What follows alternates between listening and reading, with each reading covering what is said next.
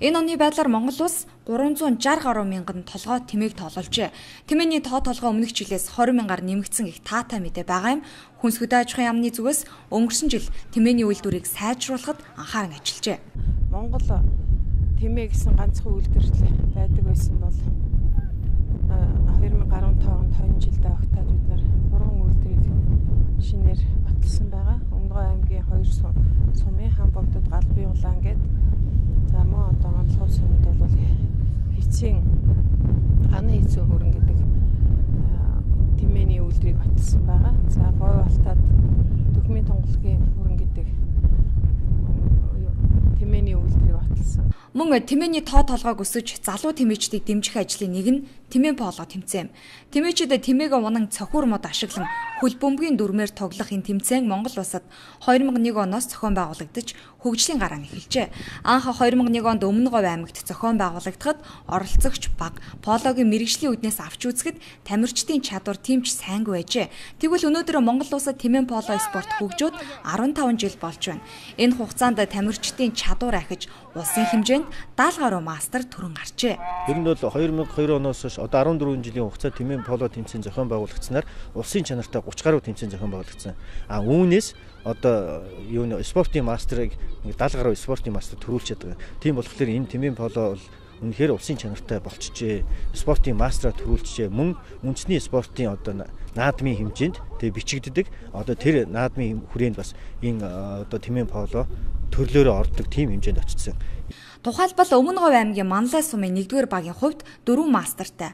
Зөвхөн тэмээн дээр суугаад бөмбөг тоглож ялагчаа тодруулахын зэрэгцээ тамирчдын хувьд хувцас жигдрэлт, зохион байгуулалт, тэмээний өмсгөл зүүсгэлтэй хүртэл анхаарах болжээ.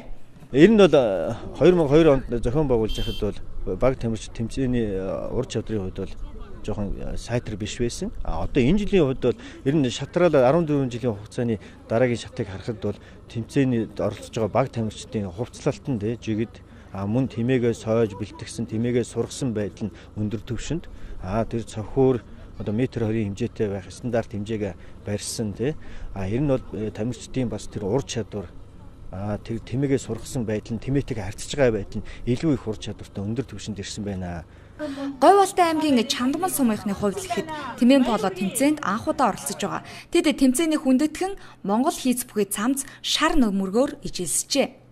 700 км-ээс гараад манай чинь ирээд 4 онц 10 хүн 9 тэмээтэй ирсэн. Уяа тэмээ байгаа, сайхан госторох тэмээ байгаа, торон байгаа. Тэм насны тэмээтэй 2 машинтай ирсэн. Харин Дорноговь аймгийн Сайхан дулаан сумынхны хувьд цэнхэр хувцас хантаазаар ижилсэн байна.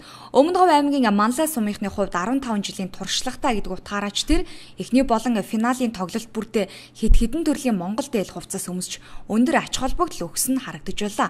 Энэ хэрээр тэмээн поло тэмцээний өнгө төрх зохион байгуулалтч тэр жуулчдыг татхуйц сайн байна хэмээн тэмээчд онцолж байлаа.